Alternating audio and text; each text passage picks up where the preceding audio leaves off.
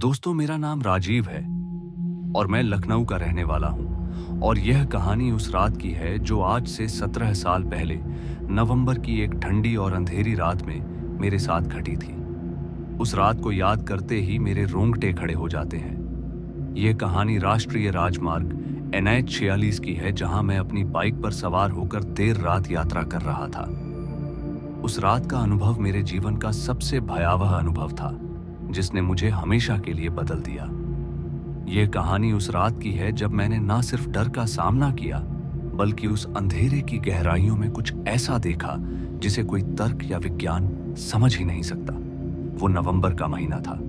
हवा में ठंडक थी और अमावस की काली रात ने आसमान को एक काली चादर की तरह ढक रखा था। मैं उस दिन लखनऊ से अपनी बाइक पर निकला था ताकि रामगंज में अपने एक रिश्तेदार के यहाँ पहुंच सकूं। मेरी बाइक, जो मेरे लिए मेरी जान से भी प्यारी थी, उस दिन मेरे साथ थी। मैंने सुबह ही टंकी फुल करवाई थी और मुझे यकीन था कि यह मुझे मेरी मंजिल तक बिना किसी रुकावट के ले जाएगी। लेकिन नियति को शायद कुछ और ही मंजूर था। रात के करीब 8 बजे मैंने खसवा को पार किया। राजमार्ग सुनसान था। सड़क के दोनों ओर घने जंगल थे और कहीं कहीं टूटी फूटी सड़कें मेरी बाइक को झटके दे रही थी।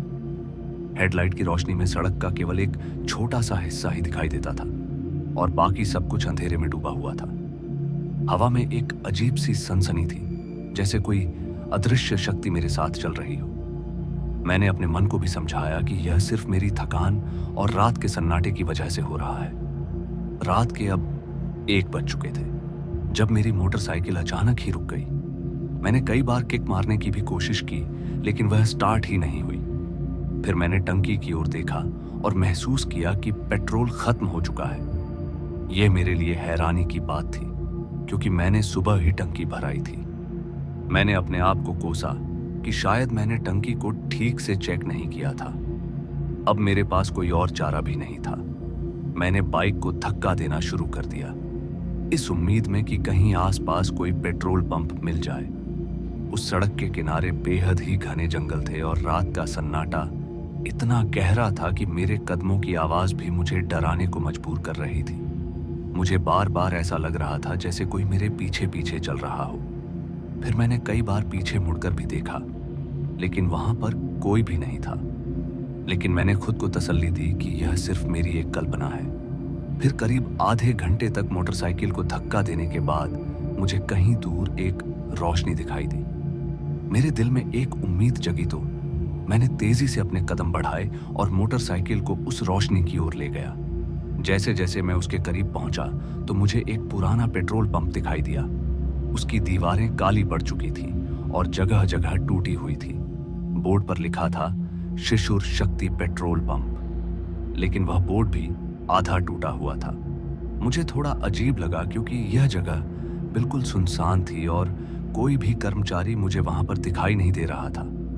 पर फिर भी मैंने सोचा कि शायद देर रात की वजह से यहां पर कोई नहीं है, और मैंने मोटरसाइकिल को पंप के पास खड़ा कर दिया। तभी मैंने अपने आसपास देखा तो पेट्रोल पंप की इमारत पूरी तरह से खंडर में तब्दील हो गई थी। एक पुरानी मशीन थी जो जंग खा चुकी थी और उसके नोजल से टपकता हुआ तेल जमीन पर फैल गया था। फिर मुझे याद आया कि इस इलाके में एक पुराना पेट्रोल पंप था जिसके बारे में कहा जाता था कि कई साल पहले यहां पर आग लग गई थी और उस हादसे में कई लोग जलकर मर गए थे और तब से यह जगह बंद थी। गांव वालों के बीच यह अफवाह थी कि इस पेट्रोल पंप पर मरने वालों की आत्माएं आज भी भटकती हैं। तो मैंने इन बातों को हमेशा से अंधविश्वास ही माना था। लेकिन उस रात उस सुनसान जगह पर खड़े होकर मेरे मन में एक अजीब सा डर पैदा होने लगा था। फिर मैंने अपने डर को दबाया और सोचा कि शायद पास में कोई नया पेट्रोल पंप होगा। तो मैंने उस पेट्रोल पंप को वहीं छोड़ दिया और पैदल ही आगे बढ़ने का फैसला किया। फिर कुछ ही मिनटों बाद मुझे एक और पेट्रोल पंप दिखाई दिया और यह नया था, चमचमाती लाइटों से सजा हुआ, और उसका बोर्ड भी साफ सुथरा था।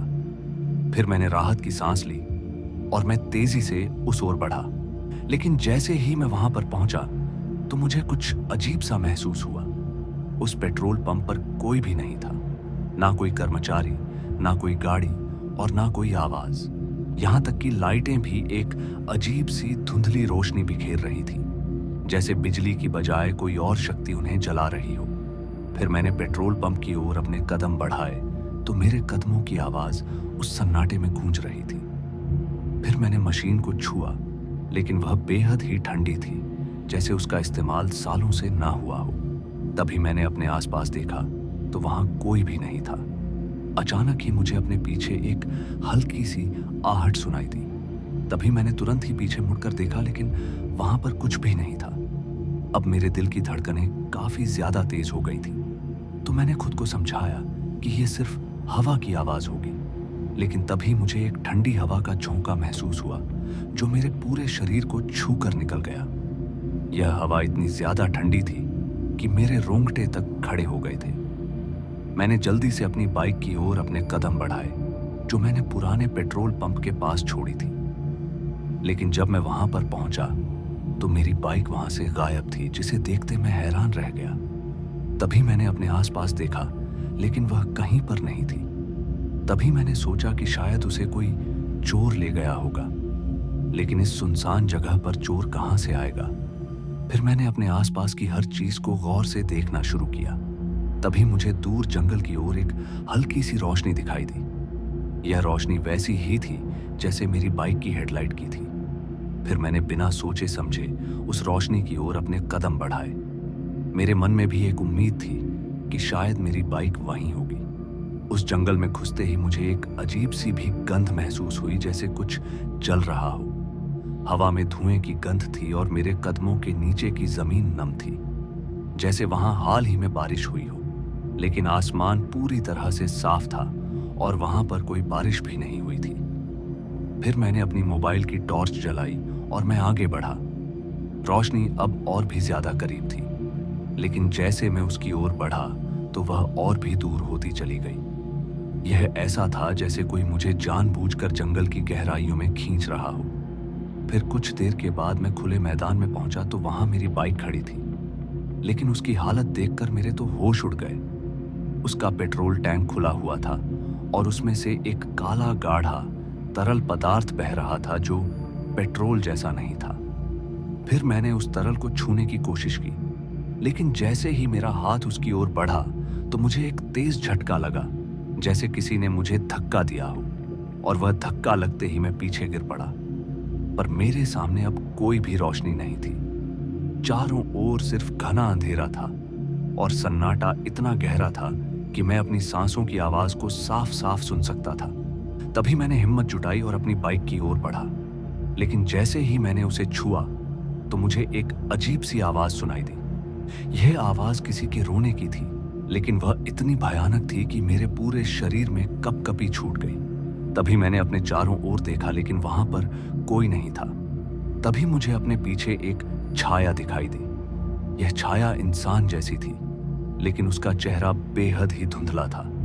फिर मैंने उसकी ओर देखने की कोशिश की, लेकिन वह पलक झपकते ही गायब हो गई।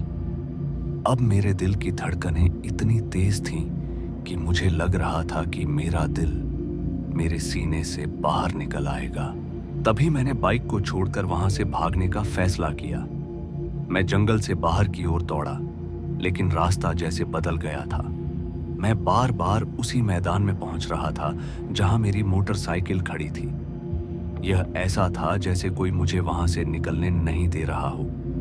तभी मैंने अपने डर को दबाया और एक बार फिर बाइक की ओर बढ़ा। पर इस बार मैंने उसे स्टार्ट करने की कोशिश की, लेकिन हैरानी की बात थी कि वह तुरंत ही चालू हो गई। फिर मैंने बिना समय गवाए उसे दौड़ा दिया और जंगल से बाहर निकलने की कोशिश की। और फिर जंगल से बाहर निकलते ही मैं फिर से उसी पुराने पेट्रोल पंप के पास पहुंच गया। लेकिन इस बार वहां का नजारा और भी ज्यादा भयानक था। पेट्रोल पंप की दीवारों पर खून के धब्बे थे और हवा में वही जलने की गंध थी। तभी मैंने देखा कि पंप की मशीन अपने आप ही चल रही थी और उसमें से वही काला तरल पदार्थ बह रहा था। तभी मैंने अपनी मोटरसाइकिल को तेजी से भगाया, लेकिन सड़क जैसे अंतहीन थी। मैं बार बार उसी पेट्रोल पंप के पास पहुंच रहा था। खैर, मैंने अपने मन में प्रार्थना शुरू की और मैंने भगवान हनुमान जी का नाम लिया और अपनी आंखें बंद कर ली। फिर जब मैंने अपनी आंखें खोली तो मैं एक नई सड़क पर था। यह सड़क उसी ओर जा रही थी जिधर मुझे जाना था। तभी मैंने राहत की सांस ली और तेजी से अपनी मंजिल की ओर बढ़ा। मगर मैंने उस रात को अपने मन से निकालने की बहुत कोशिश की, लेकिन वह अनुभव मेरे साथ हमेशा के लिए रह गया। जब मैं रामगंज पहुंचा तो अब सुबह हो चुकी थी। मैंने अपने रिश्तेदारों को यह कहानी बताई, लेकिन किसी ने भी मेरी बात पर यकीन ही नहीं किया। कुछ ने कहा कि यह मेरी थकान की वजह से हुआ होगा, तो कुछ ने इसे अंधविश्वास करार दिया। लेकिन मैं जानता हूं कि उस रात मैंने जो देखा और महसूस किया वो कोई वहम तो नहीं था। वो पुराना पेट्रोल पंप, वो काला तरल और वह छाया, यह सब मेरे मन में हमेशा के लिए बस गए हैं। फिर मैंने उस रात के बाद कभी भी NH 46 पर देर रात यात्रा नहीं की, और आज भी जब मैं उस रास्ते से गुजरता हूं तो मेरे मन में एक अजीब सा डर समा जाता है। तो दोस्तों, आज की इस कहानी में बस इतना ही, और मैं आपका दोस्त जल्द मिलूंगा एक ऐसी ही और डरावनी कहानी के साथ। धन्यवाद।